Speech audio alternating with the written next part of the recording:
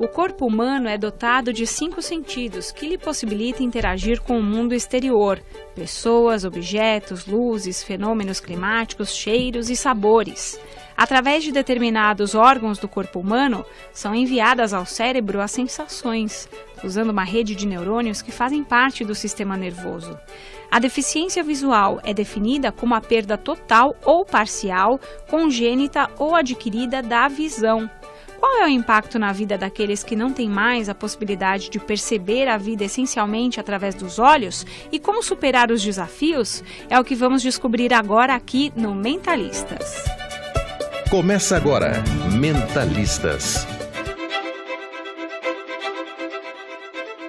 Para falar sobre o assunto, eu convidei o psicólogo da Fundação Dorina Noil, Edson Defente. Como vai, Edson? Tudo bem? Tudo bem, prazer estar com vocês aqui, muito bom. Prazer é nosso. E do outro lado aqui da bancada do Mentalistas, nós contamos com 2 ilustres presenças. Não que o Edson também não seja uma ilustre presença, mas aqui temos pessoas que vão relatar de fato como é a sensação de viver com a perda da visão. Em primeiro lugar, apresentando o Dudu Braga, que é apresentador, produtor musical, empresário e muitas cositas más. Também é filho do grande rei Roberto Carlos, está aqui com a gente. Tudo bem, Dudu? Prazer, Camila, estar aqui com você. Já te conhecia, né, por voz, pelo rádio, que aliás, é um meio de comunicação maravilhoso pra gente que é deficiente visual. Mas prazerzão estar aqui com você hoje. Puxa, que honra. Obrigada, viu? Tô muito feliz com a sua presença. É Feliz também com a presença do Paulo Rachmaninov, que é nosso ouvinte de anos aqui da Rádio Estadão. Ele é quiropraxista e formado em música clássica. Tudo bem, Paulo? Boa tarde. Boa tarde, Camila. Boa tarde a todos também aqui dessa bancada maravilhosa. Prazer enorme estar por aqui. Realmente fazer parte aqui desse bate-papo. E para mim é emblemático poder participar numa rádio que eu ouço há tanto tempo. Que legal. Bom, a gente vai começar então o programa de hoje com as 2 histórias que trouxemos aqui. Começando pelo Dudu Braga. Ô Dudu, como é que ocorreu a sua deficiência? Queria que você relatasse aqui um pouco mais para o nosso ouvinte. A perda de visão foi total ou parcial e como é que ela se deu? Eu nasci com glaucoma congênito, eu tô com 47 anos. Não parece, hein? Ah, você tá que bom. Eu não consigo ver, ainda bem. Eu preciso de informantes para isso, né? Agradeço muito aos amigos que fazem audiodescrição sobre mim mesmo. E assim, eu nasci com glaucoma congênito, fiz algumas cirurgias, enxerguei normalmente até meus 22 anos, quando eu tive um descolamento de retina. E aí, com esse descolamento de retina, foi um processo de 2 anos e meio de tratamento, inclusive fora do Brasil, que aí eu vim realmente a perder a minha visão total. Eu tenho percepção de luz, né? Ainda até hoje tem um pouco de percepção de luz, que é muito legal, é muito bacana. Operacionalmente, ela não serve para muita coisa, né? Mas é legal você saber se é dia, se não é dia, até se de repente tá sol ou não tá sol, de repente, dependendo do ângulo que isso possa bater no meu rosto, eu consigo perceber, então isso é muito legal. Eu já sou metade, 50% da minha vida deficiente visual, 50% da minha vida vidente, né? Por que você diz isso? Porque eu tô bem na metade, né? Foi aos 22, 23 anos e eu tô com 47, né? Então eu passei 50% da minha vida enxergando e não. E isso é uma coisa muito bacana, né? Que eu tava até conversando com o Paulo, que o Paulo, claro, vai contar a história dele, né? Que nasceu já com deficiência visual. Existe uma diferença bem substancial, né? Entre você perder a visão e já nascer com deficiência visual. Porque o meu mundo, por exemplo, ele é todo visual. Porque eu tenho as memórias visuais, né, de tudo que eu enxerguei. Ou seja, eu imagino tudo. Tudo que vem na minha cabeça vem como uma imagem, né? Quando eu te ouço, Camila, desde que eu te ouço, porque eu ouço a Rádio Estadão há muito tempo, então eu faço uma imagem de você. O Edson, que chegou aqui também, fiz uma imagem dele, o próprio Paulo. Tudo é visual, não que esteja certo, né? Claro, essa visão que eu crio na minha mente, sobre a sala aqui que a gente tá, parará. Como se fosse uma imagem mental. É uma imagem mental, mas é imagem. Né? Se forma uma imagem realmente na minha mente. E isso é legal, isso é bacana, eu acho que é muito bom. Bom, a gente vai explorar um pouquinho mais. O descolamento de retina, como é que ele se deu? Foi algum acidente, alguma coisa? Foi... O glaucoma, ele é pressão sobre o globo ocular. Então, fazendo aqui uma analogia bem rápida, é como se fosse essa sala aqui. Essa sala crescesse e o carpete que está nela não. Que seria a retina, o carpete. Então, a retina rasga, porque ela é colada no fundo do olho, né? A sala cresce, a retina não, então ela estoura. E aí foi por isso que eu tive o descolamento de retina. Ô Paulo, conta pra gente, você nasceu então com deficiência visual, como que o diagnóstico se deu? Foi logo depois do nascimento? Conta um pouquinho mais da sua história aqui pra gente, Paulo. No meu caso, eu nasci cego, já nasci com deficiência visual. Eu venho de uma família assim, de pessoas já cegas. Assim que eu nasci, já foi constatada deficiência visual e então foi necessário fazer exame de fundo de olho nos demais cegos da família. No caso, o meu irmão, mais velho, né? E o meu tio também. Inicialmente, chegaram a cogitar uma possibilidade até mesmo de tumor no olho. Foi um diagnóstico horroroso que o hospital respeitadíssimo, o AC Camargo, desmentiu imediatamente e disse que se tratava de uma microoftalmia, né? Que é a má formação dos olhos.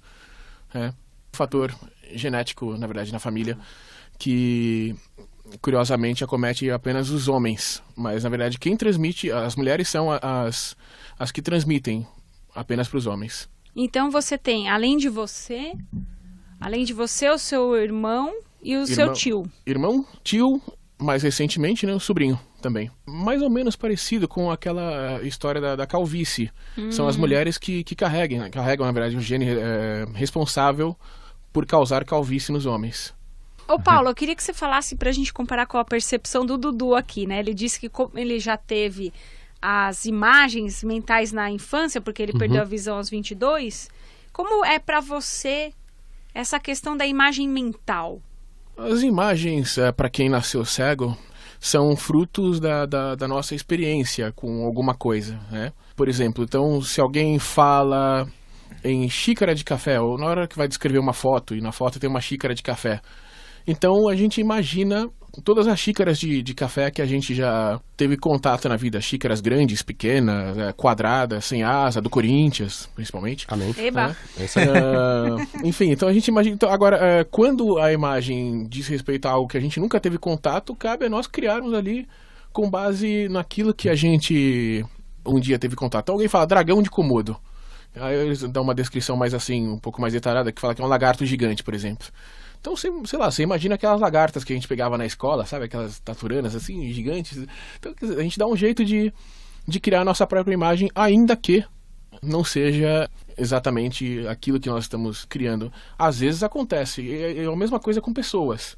A gente está no rádio, por exemplo. Então, o que abre espaço para a imaginação, né? Então, como é a Camila, por exemplo? Será que ela é alta? Então, tudo isso a gente imagina com base em pessoas que a gente já teve contato.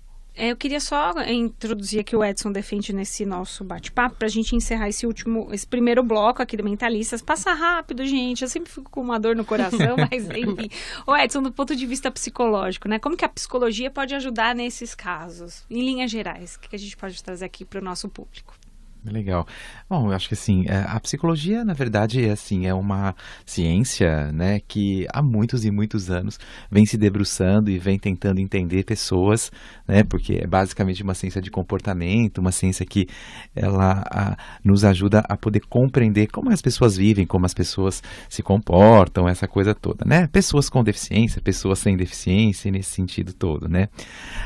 Bom, eu vou ser tendencioso porque eu adoro o que faço, né? Adoro ser psicólogo, mas acho que assim, o trabalho da psicologia ou do psicólogo, ele é um trabalho relacional junto com a pessoa com deficiência. Então, a gente às vezes cria uma imagem também, né, que as pessoas, por elas terem uma deficiência, elas vão ter problemas psicológicos, e isso não é verdade. Isso não é algo dado, algo que as pessoas de fato, porque tem uma deficiência, então você faz uma relação linear. Não bem nesse sentido. O bacana da psicologia é porque ela abre a dimensão e ela conhece histórias, ela conhece narrativas das pessoas, né? E quando falando da deficiência visual, entendendo a deficiência, né, como uma condição. Então, como o Dudu colocou, né, ele tem um desenvolvimento todo de vida, né, usando a visão, depois, né, jovem, ele perde a visão e ele transforma algumas coisas na vida dele, né? Ou como o Paulo, né, que nasceu sem a visão e que de uma certa maneira foi construindo e foi se construindo, né, nessa condição que ele tem, né? Agora, é muito desafiador, né? Justamente por questões que tanto o Dudu quanto o Paulo já colocaram, né? Assim, às vezes quando a gente se relaciona com a pessoa com deficiência visual, a gente trabalha dentro de um universo bastante diferente, no universo do qual a gente às vezes se colocar no lugar, né, tentar viver essa situação é muito interessante. Então quem vive essa situação como nós, né, na Fundação Dorina, né, atendemos pessoas com deficiência visual, pessoas cegas e pessoas com baixa visão, então o nosso universo, ele é muito universo onde isso é algo muito corriqueiro, muito comum. Tal. Então, acho que isso é um fator importante. É legal a gente destacar que você, né, no sentido de você conhecer a pessoa com deficiência visual, é você conhecer a pessoa. Como ela é, o que ela gosta, né, o que ela faz, né, como ela se relaciona com os outros. E a deficiência é um atributo, né, é uma situação, uma característica aí, né, da qual as pessoas vão superando, né, encontrando suas estratégias pessoais para isso, né. Muito bem, a gente vai fazer um rápido intervalo. Voltamos daqui a pouquinho com Mentalistas. Não saia daí. Já voltamos com Mentalistas. A vida em discussão na rádio de quem quer saber.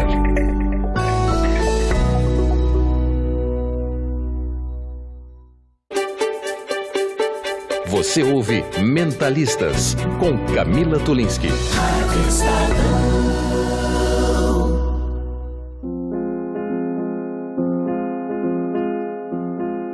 De volta aqui com Mentalistas dessa semana, falando sobre deficiência visual, mas estamos ampliando, viu? Vai muito além desse olhar aí, a gente está trazendo histórias aqui. Eu convidei na Rádio Estadão o Paulo Rachmaninov, que é o nosso ouvinte, quiropraxista, formado em música clássica, o Dudu Braga, que é apresentador, produtor musical, empresário, entre outras coisas, filho do rei Roberto Carlos, e o psicólogo da Fundação Dorina No Will, Edson Defende, para esse bate-papo muito bacana.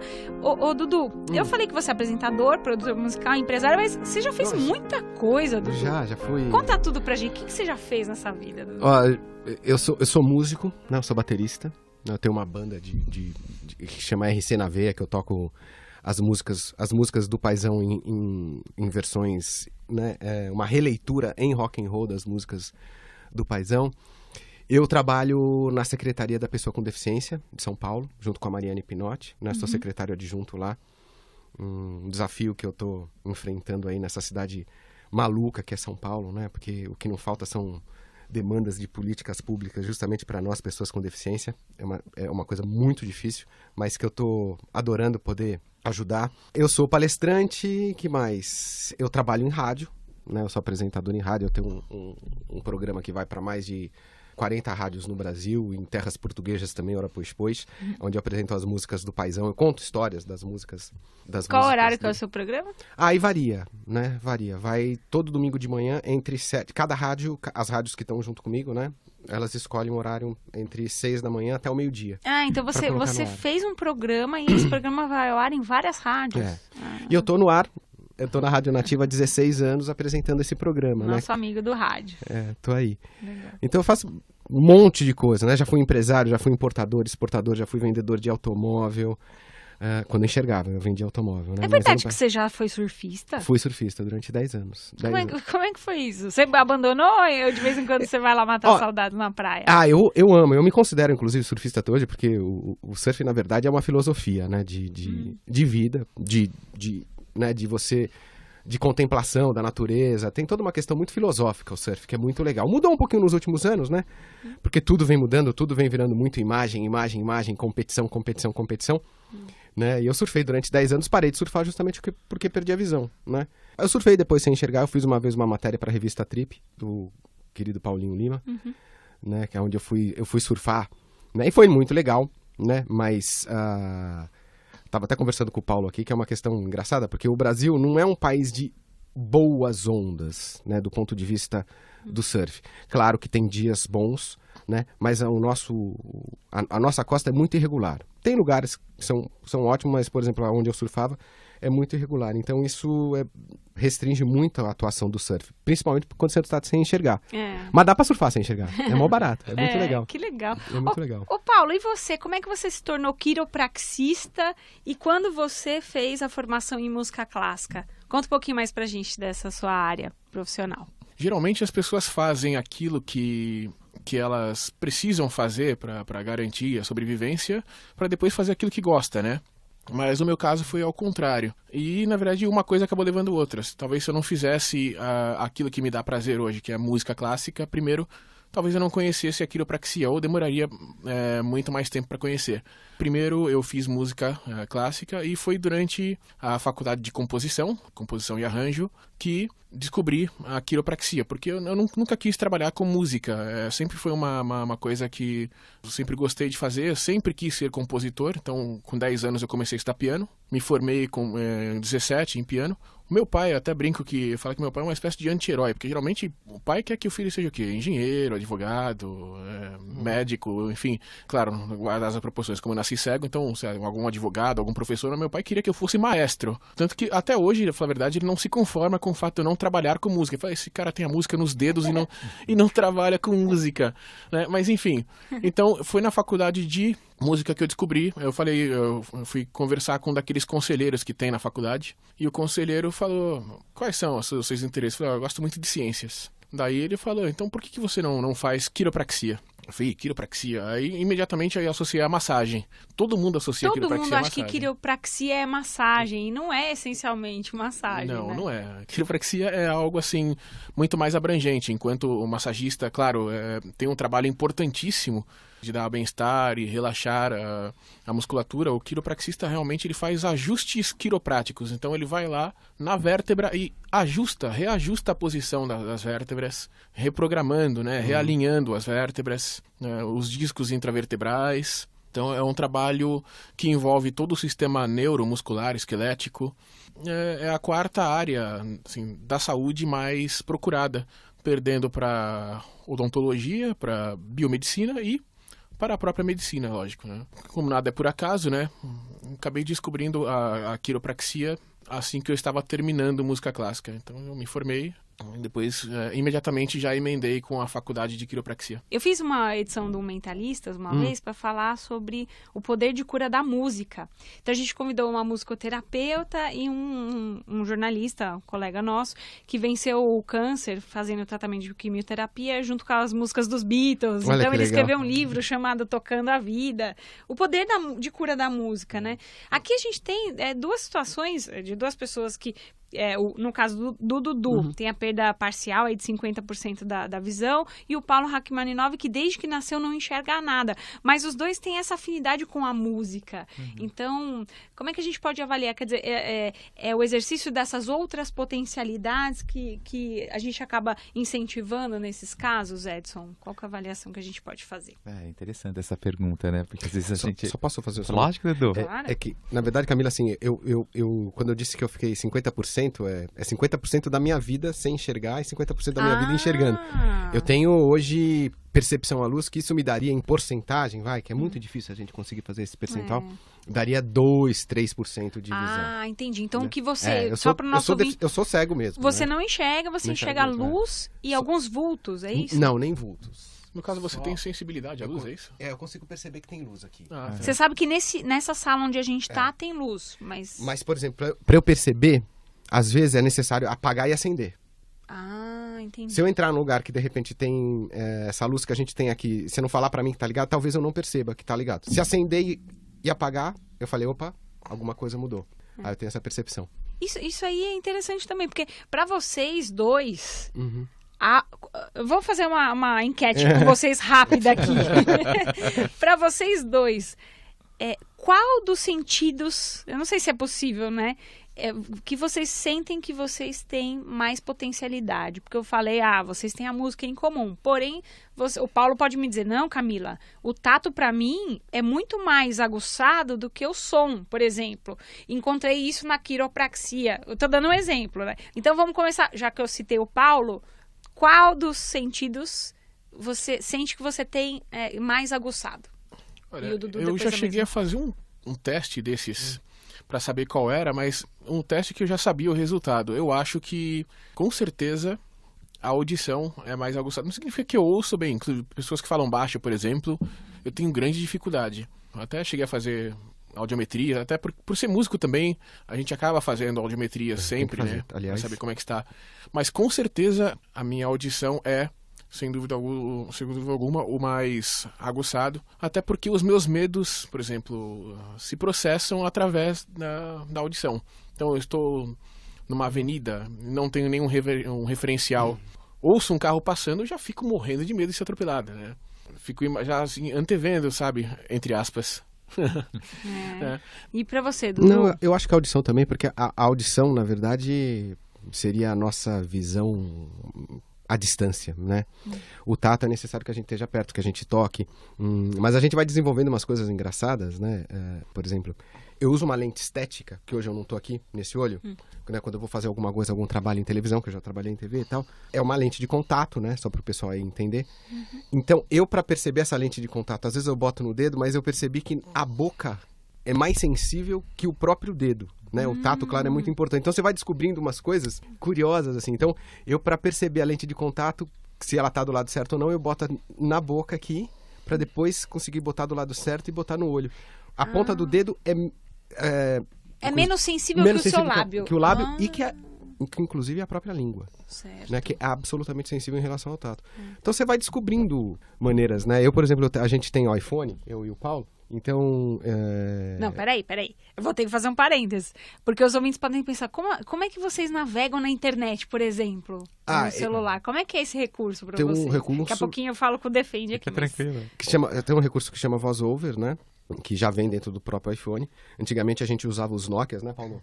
E ele é muito legal, ele já vem dentro do próprio iPhone. Os aparelhos Androids têm outro sistema, que você tem que abaixar o programa, né? Mas o iPhone é absolutamente acessível. O que é um pouquinho complicado pra gente, não sei se o Paulo vai concordar, é o teclado do iPhone. Como ele não é tátil, né? Ele fica na tela. Touch, Ele é touch screen, né? Então é meio complicadinho, mas mas a gente vai se virando bem. Por exemplo, no caso de um celular como um iPhone, por exemplo, você pode, nos outros celulares também, na hora de você procurar uma letra, você pode arrastar com o dedo até a letra que você quer, e quando você ouve a letra, você solta, você tira o dedo de cima. E ela fixa na tela. Com o tempo também você acaba pegando a posição das letras, viu? Porque como o teclado é parecido com um teclado de computador, é claro que não fisicamente, né? Mas a questão do espaço é muito semelhante, né? SDFG e tudo. Então você acaba pegando. Você sabe que o P fica ali na ponta direita do celular, ali um pouquinho mais acima. Então se você tiver... Gente, eu tenho muitas dúvidas, calma. Uma artimanha, né? Porque assim, só para amarrar com o Edson Defende aqui, o nosso psicólogo convidado, e depois eu quero que vocês me contem, no caso do Paulo, que nasceu sem a visão, como é que foi a alfabetização, no caso do Dudu, como é que foi para ele se adaptar a essa nova modalidade de escrita, né? Depois que você perdeu a visão, mas antes dessa parte da linguagem escrita propriamente, que eu havia falado dessa questão dos sentidos, né, Edson? Então, como é que a gente pode trabalhar outras potencialidades? No caso dos rapazes, os meus amigos aqui, né, o Dudu e o Paulo, como é que você trata outras potencialidades? Como você estimula essas outras potencialidades, no caso da perda da visão? Fantástico, né? Porque eles deram toda a prática e a gente vai falar um pouquinho dessa experiência, porque foi o que o Dudu e o Paulo disseram mesmo, né? Assim, a gente tem um conjunto de habilidades e que a gente vai desenvolvendo na medida em que a gente tem as nossas experiências, né? Então é muito comum as pessoas também criarem alguns mitos, né? Então porque a pessoa tem uma deficiência visual, ela ouve melhor, né? Assim, existem alguns mitos em relação a isso. No fundo, a gente trabalha muito com uma questão assim, ser humano é incrível, né? A capacidade de que o corpo humano tem, da experiência humana de se reinventar é fantástico, se né? adaptar, é fantástico. Então, logicamente, né, você usa desse conjunto de percepções e de sentidos para você poder conhecer o mundo, para você interagir com ele. Costumo dizer que, assim, tem algumas questões que são comuns, mas tem questões muito singulares, né? Assim, acho que vou me referenciar a vocês a todo momento, tá, Dudu e Paulo, né? Vocês foram contando experiências de vocês, né? Experiências das quais cada um tem uma maneira preferencial, muitas vezes, de poder ter essa informação, né? É que é bem peculiar, né? É peculiar, vai muito de cada um, mas tem uma questão da própria reorganização mesmo que a pessoa com deficiência visual acaba desenvolvendo, né? Tem uma historinha aqui muito engraçada também, né? Você colocou, né, Camila? A gente tem uma instituição chamada Dorina Noil, Dona Dorina Noil, uma mulher sensacional, né? A gente fez 6 anos agora que ela faleceu, né? E é uma mulher que perdeu a visão aos 17 anos, na década de 30 do século passado, e ela construiu uma organização, né, de inclusão inclusão às pessoas com deficiência visual. E essa pergunta que você fez, essa curiosidade que todo mundo tem, né? Também faziam muito a dona Dorina. Dona Dorina, você acha que as pessoas cegas com deficiência visual, elas têm um sentido a mais, né? Porque elas são dotadas de um sentido a mais. E ela respondia assim, olha, meu querido, olha, a questão é a seguinte, eu perdi um e você quer dar um que eu não tenho, que não existe, né? Então, assim, na verdade, ela queria mostrar o seguinte, que essa capacidade da pessoa com deficiência visual construir seu mundo por intermédio dos sentidos, ela é singular, sim, mas a pessoa, ela vai encontrando, né, os seus caminhos aí preferenciais, né, como o Dudu colocou do lábio, né, quer dizer, essa coisa da percepção tátil do lábio. Para complementar, eu acho que assim, existe a diferença mesmo, né, pegando o exemplo que o Paulo disse, uma coisa que deixa ele com medo é quando ele acaba, né, ouvindo um carro, um barulho de carro, e ele não consegue, de uma certa maneira, definir muito bem se esse carro vem muito rápido, para onde vem. A visão, ele é um sentido que dá muita exatidão para a informação. A audição, muitas vezes, ele é um sentido do qual você tem que confirmar, e você muitas vezes confirma pela visão, né? O tato, a gente chama que é um sentido de proximidade. Então, assim, tá próximo ao seu corpo e você toca. Então, você não consegue conhecer, por exemplo, o MASP pelo tato. Então, você conhece o MASP por uma descrição, o prédio do MASP e tal. O tato, na verdade, a gente costuma dizer que ele vai da parte para o todo, né? Então, é uma parte que você toca e você vai compondo na tua imagem, a cabeça e tal.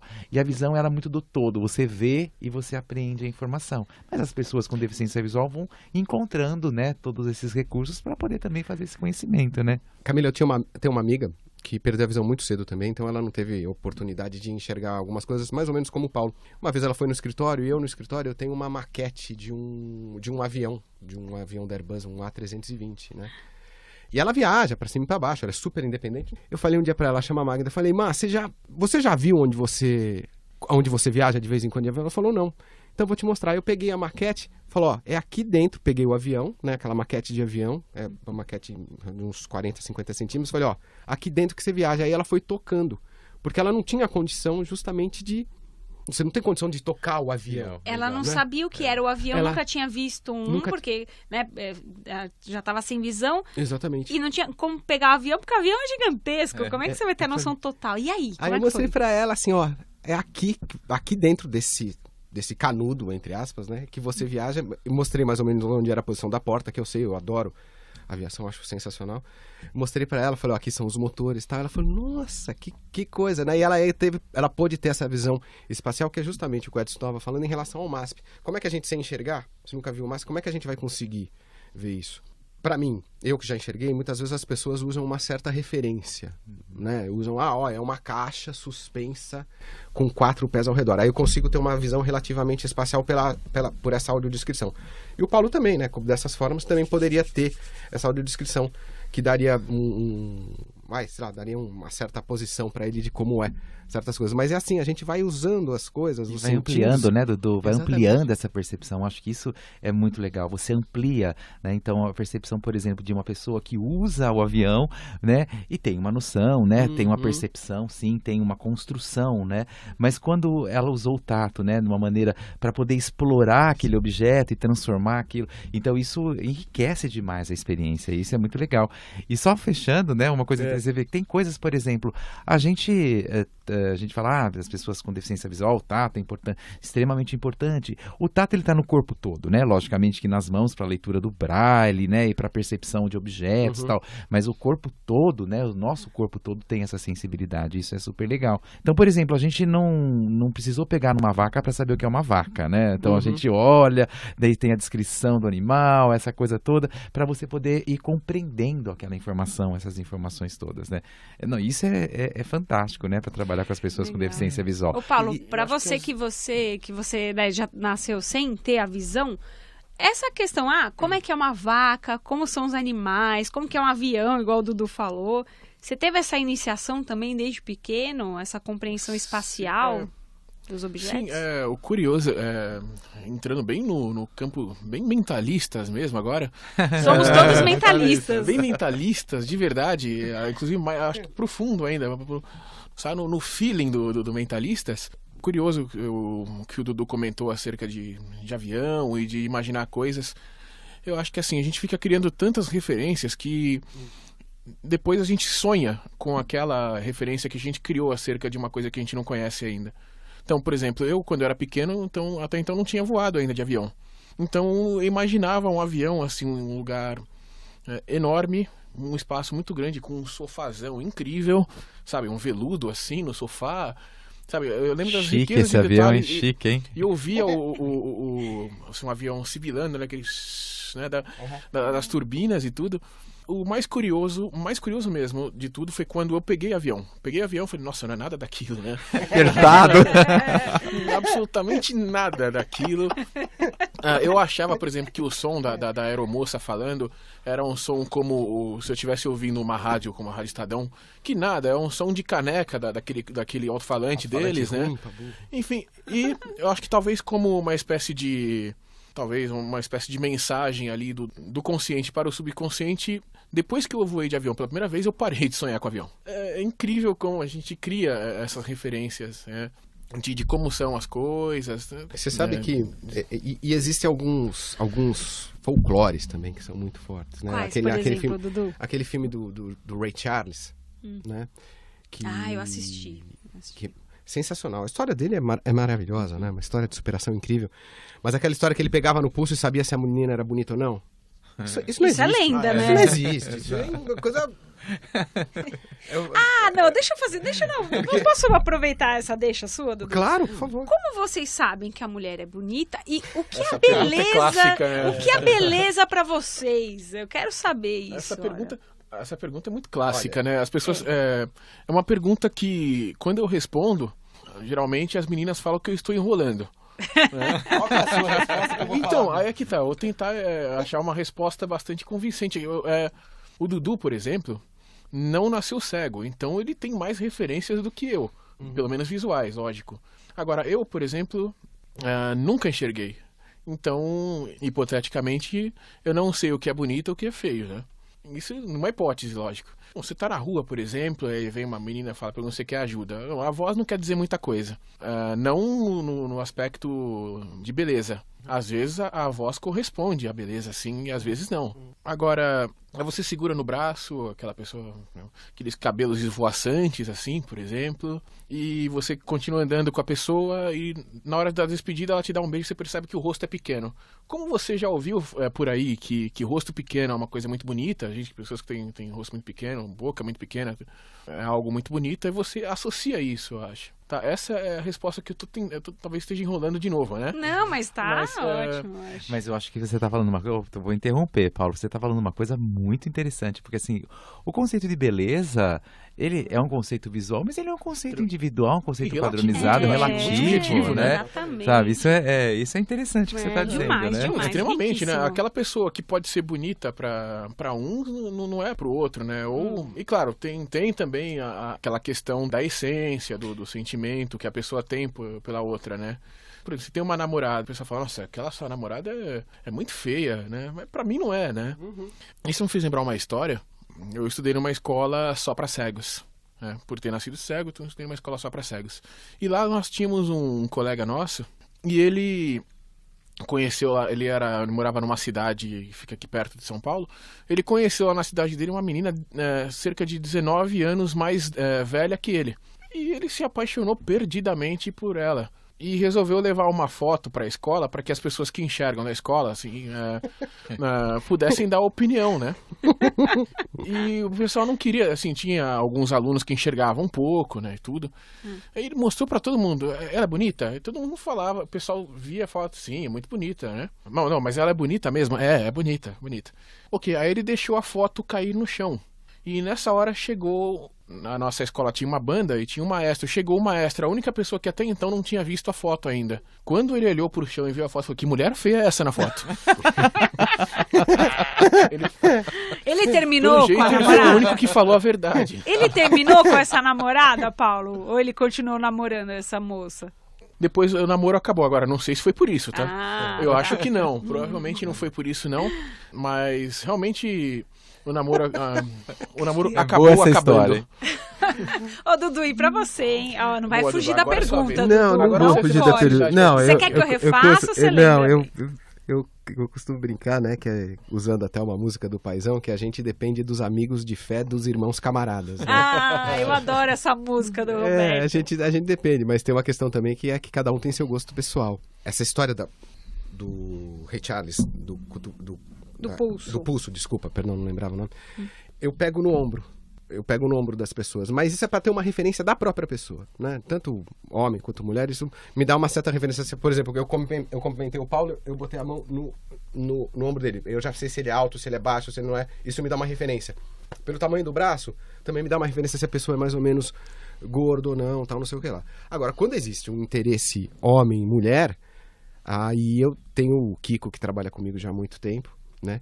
Que às vezes me dá umas referências, né? Se é bonito ou não. Sendo bem prático, o Kiko é um cara que gosta de mulheres mais magras. Eu já não tenho esse tipo de gosto, assim, né? Aquelas coisas magérrimas, tipo modelo. Isso, né, não me faz diferença. Então, eu tenho que conhecer o gosto da pessoa que está me dando a audiodescrição. Certeza. Né? Então ele fala assim, essa é bonita. Você vai falar, ela é magra, não é muito pra mim. Exatamente. Então eu tenho que conhecer o gosto da pessoa que tá me falando. E muitas vezes eu uso referências, como eu já enxerguei, né, coisa que não aconteceu com o Paulo, eu uso ele próprio, o Kiko, me dá referências mais antigas. Quem eu enxerguei? Cláudia Schiffer, Cindy Crawford, Glória Pires, Luciana Vendramini, as meninas bonitas daquela época, né? Eu costumo até brincar nas minhas palestras, eu falo que eu uma vez fui fazer uma palestra e eu pergunto, o mundo é muito visual, né? Então eu pergunto, qual é a revista mais lida nesse país, tal? Aí todo mundo grita Veja, e teve um lugar que um cara gritou Playboy. Playboy, Playboy, Playboy. E eu falo, poxa vida, olha... Você chegou a ver Playboy? Cheguei a ver Playboy. Então, mas aí eu uso justamente a referência da Playboy. Olha, a última Playboy que eu vi foi da Lídia Brondi, só pra vocês verem como faz tempo. Então você tem que usar uma referência lá de trás, né, Edson? Certo, é verdade. Uma referência lá de trás pra eu poder ter uma referência. Olha, aqui parece com tal pessoa, parece com tal pessoa, parece com tal pessoa. Então você vai juntando todas essas informações e monta ali uma imagem, né? Mas você sabe que... Desculpa, eu só ia perguntar pro Edu, fazer uma pergunta... É importante a pergunta, mas sem te comprometer, viu? Você é casado, né? Sou. Então, você é casado, mas sem te comprometer. A Camila é bonita, na sua opinião? Pela voz é. Pela voz é, né? Eu ainda não tive uma audiodescrição da Camila. Sim, mas... ainda não tive essa bonita também. Pela voz, pelo biotipo, porque ela já me guiou por aí, pelos prédios do Estadão. Eu tô ficando vermelha. Tá mesmo, eu tô vendo. Cara, mas você sabe... Agora falando muito sério, você sabe que uma das questões mais difíceis pra mim, quando eu me tornei deficiente visual, era saber se eu ia conseguir me relacionar com uma mulher de uma maneira por inteiro. Eu sei que trabalhar eu ia conseguir, o Edson pode falar até disso melhor, de uma maneira mais técnica, mas eu tinha muito medo realmente se eu ia conseguir atrair uma mulher, né? Porque nós somos deficientes, né, de uma maneira geral, não falo só dos deficientes visuais, a gente tem muito essa questão, a gente é a antítese da felicidade. Para você ser feliz hoje, você tem que ser bonito, rico, comunicativo, magro. É todo um estereótipo que é criado, e a gente não está dentro desse estereótipo. Era uma questão que me trazia muitas dúvidas, se eu ia conseguir realmente atrair. Inclusive, no meio desse meu tratamento, que foram 2 anos, dos 22, 23 até os 24, 25, eu perdi uma pessoa que eu me relacionava na época. Não vou julgar essa pessoa de maneira nenhuma, porque assim, ela me conheceu sem enxergar, e ela me conheceu enxergando, e eu acabei perdendo. Isso me criou muitas dúvidas, realmente, se eu ia ter uma pessoa que eu pudesse ser atraente de maneira... Posso dizer, né? Amorosa e até sexual por uma mulher. Me deu muito medo. Depois eu vi que não tem nada a ver. Deu tudo certo. Me casei 2 vezes, tô no 2º casamento, tá tudo certo. Tenho uma pequenininha de 11 meses lá em casa. Você tem uma filha, Tenho então. uma pequenininha de 11 meses lá em casa. Como que ela chama? Laura. Laurinha, que linda. Laurinha, tá lá. Como é que tá a vida agora com Sem dormir, né? bebê? A gente não dorme mais. Eu digo que ser pai é dormir menos e sorrir mais. Né? Legal. É muito legal, é muito gostoso. Gente, a gente vai fazer um rápido intervalo. Voltamos daqui a pouquinho aqui no Mentalistas com o último bloco. Não sai daí. Já voltamos com Mentalistas. A vida em discussão na rádio de quem quer saber.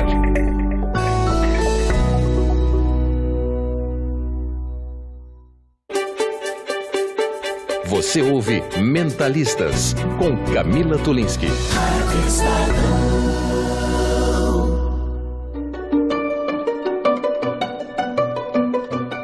De volta aqui com o Mentalistas, falando sobre deficiência visual e todas as suas vertentes. Eu convidei o psicólogo da Fundação Dorina Noil, Edson Defende. Também está aqui conosco o Paulo Rachmaninoff, que é ouvinte da Rádio Estadão, quiropraxista e formado em música clássica. E o Dudu Braga, apresentador, produtor musical e empresário, filho do rei Roberto Carlos, também compartilhando um pouco mais das suas histórias. Ficou uma perguntinha pendurada no bloco anterior, que rendeu bastante, mas a questão da linguagem, né? Não sei se vocês se lembram. A gente queria saber, primeiro por parte do Paulo, que nasceu sem enxergar, como é que foi a alfabetização para você, Paulo? Conta um pouco mais pra gente. Até a questão da linguagem escrita, né? Como é que você consegue identificar o A, o B e o C? Você que já provavelmente deve ter sido alfabetizado já com Braille, né? Conta um pouquinho pra gente. Por ter nascido cego, fui alfabetizado em Braille. Braille, sistema criado pelo Louis Braille, ainda no século XIX, né? Ele não era cego, mas resolveu fazer arte, né? Brincar com couro. O pai dele trabalhava com couro, ele acabou perfurando o couro, tentando fazer igual o pai, acabou se aproximando muito do rosto e acabou tendo os olhos perfurados também. E aí ele realmente criou esse sistema que, na minha opinião, é uma janela para o mundo. Para ele é um sistema incrível, muito lógico, né? Existe uma lógica, até porque Louis Braille era muito fã de xadrez, ele gostava muito, e de matemática também. Então eu fui alfabetizado em Braille, sempre gostei de ler, né? Livros, tudo, sempre achei fantástico, e até por uma questão até mesmo de hábito, mesmo agora, depois com o computador, que complementa o Braille, né? Ainda eu procuro o primeiro livro em Braille para depois ver se eu encontro a versão digitalizada, caso não encontre em Braille. Então, esta foi a minha maneira de me alfabetizar em Braille. E no caso do Dudu, né? Você perdeu a visão com 22 anos, já estava super alfabetizado, né? Eu me formei em publicidade e propaganda, então já era alfabetizado, sim. Eu já entrei na época, a minha deficiência visual, eu já entrei na época da tecnologia, né? Dos computadores, dos leitores de tela que eu uso. Eu, inclusive, tenho uma vaga noção. Eu me considero um analfa-braille, né? Como é que é analfa-braille? Eu não leio Braille, eu tenho uma pequena noção, né? Mas os computadores, eles não vão acabar com o Braille de maneira nenhuma, porque o Braille é importantíssimo justamente para a alfabetização de quem já nasce com a deficiência visual, né? Essa questão tátil do Braille, né, para você se alfabetizar é imprescindível. Então as pessoas não têm que ter medo. Muita gente fala, vai acabar o Braille. Não vai acabar de jeito nenhum. A tecnologia é uma grande aliada, né, das pessoas com deficiência, né? Não só os deficientes visuais, os deficientes auditivos. É importantíssimo hoje a tecnologia, as redes sociais também, para comunicação. Os telefones celulares, já quando vieram, que não, mesmo eles não sendo acessíveis no ponto de vista de leitores de tela, mas já deram um grande passo de você ter esse aparelho quando você chega num lugar. Então, a tecnologia, hoje em dia, é a maior aliada das pessoas com deficiência. Né? Eu queria tratar de um outro assunto aqui, a questão da interação com as famílias, né? E como as famílias dão apoio ou não, por vezes, né, às pessoas que têm deficiência visual, seja de nascimento ou ao longo da vida. Edson, qual que é a importância da integração da família nesse processo e na adaptação dessas pessoas? É fundamental, né? Fundamental. E a gente convive, né, com as pessoas na Fundação Dorina e com suas famílias. O cliente que vai se reabilitar e que passa pelos atendimentos, né, na Fundação Dorina, o cliente não é só a pessoa, né, é a família. Falar de família é bem complexo, né, Camila? Porque tem famílias e famílias, né? Então a gente sabe da importância desse apoio, da importância desse processo de acompanhamento. Também não dá pra gente, assim, dizer que todo mundo incentiva. A gente tem problemas também sérios com famílias. Eu trabalhei com os bebês cegos, né, dentro da Fundação Dorina. Esse trabalho é lindo, hein? É fantástico. Esse trabalho é lindo, fantástico. Então, eu trabalhava como equipe, né? Então, eu trabalhava muito no apoio, né, e na escuta dessas famílias. Porque na gestação, assim, os pais têm aquela fantasia, né? Então, o filho vai ser jogador de futebol, Exato. A filha vai ser bailarina. Eles vão criando, né? Os pais automaticamente, é quase que inconsciente esse processo, ou não, né? De você ter um bebê de fantasia. Sem dúvida. E quando ele nasce, eu fico imaginando aí na Fundação Dorina, como que é trabalhar com esses pais que têm esse bebê desconstruído quando de fato ele vem ao mundo e ele não é do jeito que esses pais Exato, queriam, então não é toda uma nova maneira de você lidar com essa fantasia que você colocou, que é natural, né? Todo mundo pensa, todo mundo imagina, mas assim, é comum também, né? E a gente acompanhou muitos casos aí na Fundação de que haja separação do casal. No fundo, não que a criança que nasceu com a deficiência visual, ela afetou de tal forma, mas assim, isso é um elemento, né? Então, de que pode ter alterado esse sistema aí, né? Que possa ter causado crises, né? E eu acho que crises, elas fazem parte. Então, assim, esse entendimento, muitas vezes as famílias se assustam muito. Muitas famílias ficam bastante, primeiro, muito, às vezes, confusas, né? O que aconteceu? É muito comum, né? Elas se perguntarem, por que comigo? O que aconteceu? Como foi? Não existe histórico na família. Às vezes, diferente da situação do Paulo, né? Existe um histórico, né? Hereditário, genético, né? Que é mais previsível, né? Não, mas é um pouco mais previsível. Mas às vezes você tem situações das quais durante a mulher teve uma gestação, né, muito boa e não nenhum indício de que essa criança venha com uma deficiência, né? E então isso muda esse sistema, ele transforma. E logicamente que a gente tem que mobilizar todas as forças, né? Não da família, mas da comunidade, né? Para que ela se engaje aí, né, junto a essa criança. É comum, a gente trabalha muito no sentido de informar e desconstruir preconceito, de prevenir aí dificuldades que possam vir a ter, né? Eu acho que tem dúvidas muito grandes das famílias, né? Assim, mas geralmente aquela dúvida que se associa à deficiência a uma doença. A gente tem que desconstruir isso totalmente, né? Totalmente. Não, ele vai se desenvolver como qualquer pessoa se desenvolve, né? Ele vai ter a vida dele como qualquer pessoa tem, ele vai para a escola, vai trabalhar, vai ter tudo. O trabalho com a família é fundamental. Desafiador. Dudu, quando você perdeu sua visão, como que foi? Mudou muito a relação com a sua família? Como é que foi isso pra você? Não, eu sou filho de artista, né, Camila? Então, assim... Só do rei Roberto Carlos, né? E artista trabalha com... artista tem que ser sensível. Isso é muito importante. Acho que a questão da inclusão, inclusive, da pessoa com deficiência, ela é uma questão sensível. Você tem que usar de sensibilidade, né, para isso. Isso me ajudou muito. Meu pai sempre foi um cara muito sensível. Minha mãe também sempre foi uma pessoa muito sensível, mas eu perdi minha mãe antes de me tornar cego.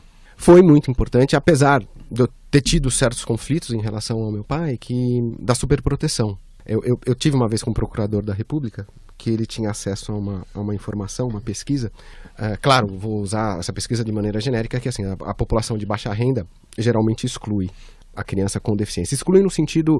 coloca para o lado e bota mais força naquela criança que de repente possa ajudar no futuro, tal. Existem, claro, muitas exceções em relação a isso. E a população que tem uma certa renda faz o ao contrário, superproteção, que da mesma forma tolhe o desenvolvimento da pessoa com deficiência, né? Eu costumo dizer, eu já nasci com meu pai tendo uma condição legal, bacana, que pôde me dar acesso a tudo que existia. Meu pai correu o mundo para que eu não perdesse a visão, né? E eu comecei a ser super protegido, né? Quando eu percebi que eu perdi a visão, que eu tive que voltar, né, dos Estados Unidos, que foi onde eu fiz todo o meu tratamento, eu estalava os dedos, as coisas aconteciam. Só que chega uma hora que você fala, eu sempre fui um cara muito ativo, graças a Deus, né? Comecei a trabalhar com 17 anos. Falei, paizão, não dá, né? Eu vou ter que pegar minha bengala branca ali, se eu escolher um cão-guia, vou ter que usar o cão-guia, vou ter que sair, tropeçar. E é um processo, como o Edson falou, é um processo de toda a família. Quando eu nasci com glaucoma, inclusive, né, quando as crianças são... A deficiência é de toda a família. Não é só de quem é cego, de quem é deficiente auditivo, de quem é cadeirante, né? A família é muito importante. Meu pai me deu todo o apoio, né? Graças a Deus, poxa vida... Eu sempre fui um cara que quis ser independente, é importante, né? A gente tem essas questões pessoais. Eu queria descobrir o mundo, né? Afinal de contas, 22 anos, né? 23 anos, né? Então, foi muito legal. Meu pai foi um super parceiro. E a família tem que ser parceira, mas tem que saber soltar. Então, essa coisa também de prender limita demais. Né? Dudu, vou pegar o gancho aí no que você colocou, que é super importante, informação aqui para o nosso ouvinte. É isso mesmo, a deficiência, ela não é da pessoa. Né? Ela não está na pessoa, né? Hoje a gente costuma trabalhar com um conceito que assim, que a deficiência, ela é um conceito social, ela está na sociedade. E a gente tem visto, né, uma ampliação muito grande dos direitos das pessoas com deficiência e do acesso ao como o ambiente, a sociedade, ela vem se transformando e nos últimos anos de maneira muito rápida, né, dando condições, né, e ofertando condições para que todas as pessoas tenham direito e acesso a tudo que nós temos de direito. Então você vê aí as questões tecnológicas que apoiam muito, as questões de mudança de crença em relação às pessoas com deficiência, porque está na cabeça também, né?